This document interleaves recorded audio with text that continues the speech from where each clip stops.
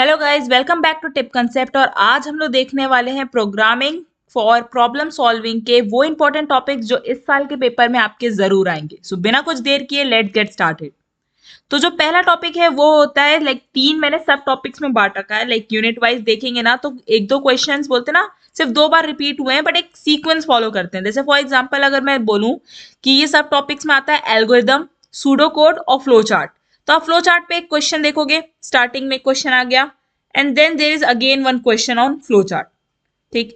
और इनमें मैंने मोस्टली सारे थ्योरेटिकल ही कवर किए हैं। एक दो कोड क्वेश्चंस मैंने कवर किए होंगे जो बहुत पॉपुलर हैं। अदरवाइज मैंने थ्योरी ही इसलिए किया क्योंकि क्या रहता है, थ्योरी ना आप श्योर शॉट स्कोर कर सकते हो। अब जैसे कि अगर मैं बोलूं एल्गोरिदम, अब यहाँ पे देखो, also draw the flow chart to convert Fahrenheit to Celsius. ठीक है, तो ये वाली एक ऐसी चीज हो गई, ये मैं न्यूमेरिकल बोल सकती हूँ। ये डिपेंड करता है कि क्या बोलेगा आपको लिखने के लिए। ठीक है, तो ये न्यूमेरिकल में आ गए। बाकी theory, what is flow chart, explain various symbols commonly used in programming in C. ठीक है, तो ये वाली चीजें थ्योरी आप प्रिपेयर करके जा सकते हो। फिर आ जाते हैं एल्गोरिदम पे। वैसे ही algorithm, what is need of algorithm, ये सेम क्वेश्चन दोबारा पूछा गया था कि define algorithm, flow chart and pseudo code. ठीक, तो ये वाला क्वेश्चन रिपीटेड क्वेश्चन है बट इसमें न्यूमेरिकल पार्ट क्या रहेगा, write an algorithm to find sum of the first 100 natural numbers. अब देखो, फर्स्ट 100 नेचुरल नंबर बोला है, किसी और भी चीज का आपको एल्गोरिदम लिखने बोला जा सकता है, तो कंसेप्ट क्लियर होना चाहिए। इसलिए मैंने बोला ये थ्योरी प्लस न्यूमेरिकल का कॉम्बिनेशन है, बट थ्योरी पार्ट आप श्योर शॉट बोलते ना स्कोर कर सको, इसलिए मैं आपको थ्योरी पार्ट ज्यादा कवर कराती हूँ। Now coming to pseudocode. Pseudocode with examples, also write pseudocode to find average. अब देखो, ये जो find average वाली चीज है ये अगेन एक न्यूमेरिकल पार्ट हो गया, पर pseudocode क्या होता है और एक एग्जाम्पल ये तो आप थ्योरी में प्रिपेयर करके जा सकते हो। तो सूडो कोड का यहाँ पे भी है, तो यानी algorithm, flow chart, pseudo code, ये तीन टर्म्स आपको प्रिपेयर करने ही है। एक और टॉपिक था source code. Source code repeat नहीं हुआ है, ठीक है, पर as you can see algorithm और सूडो कोड का रेफरेंस दोबारा आया है, इसलिए मैंने ये क्वेश्चन भी मेंशन कर दिया था कि आपको source code, algorithm, pseudo code, flow charts, इनके बीच में डिफरेंस, टर्मिनोलॉजीज ये क्लियर होनी चाहिए। ठीक है, नाउ कमिंग टू लूप्स। देखो, लूप्स पे कॉमनली बोलते ना थ्योरी क्वेश्चन ही मैंने देखा है कि लूप्स क्या होती हैं, कितने टाइप के लूप्स होते हैं।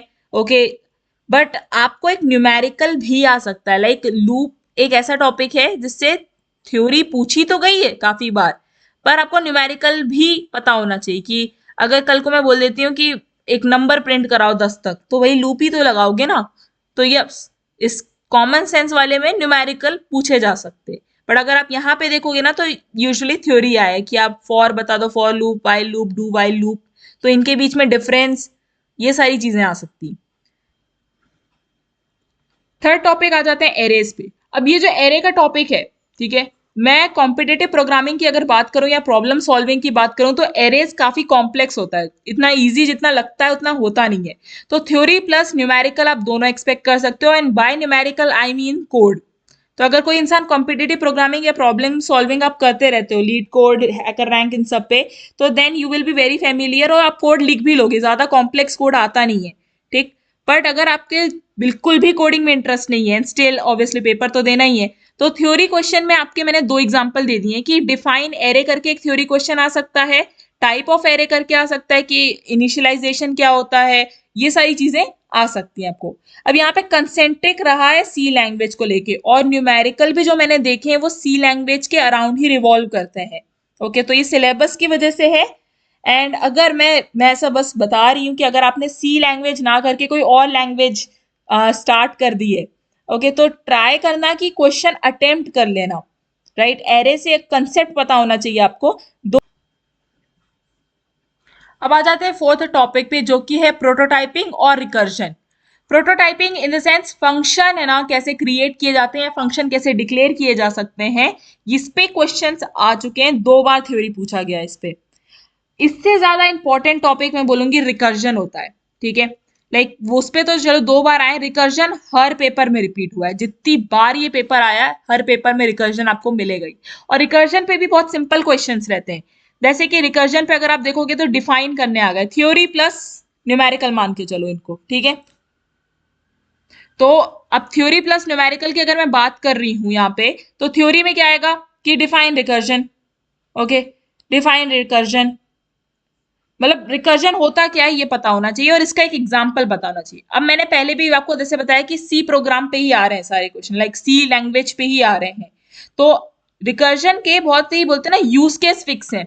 जैसे फिबोनाची सीरीज आ जाएगा आपको, देखो 2 बार फिबोनाची सीरीज ही आ गया। उसके अलावा फैक्टोरियल कैलकुलेट करने आ सकता है। अगर आप क्वेश्चन निकालोगे ना कि सिंपल लाइक 10 टू 20 प्रोग्राम्स जो रिकर्सिव से सॉल्व हो सकते हैं, तो फिबोनाची एक बेस्ट एग्जांपल है जो आता है।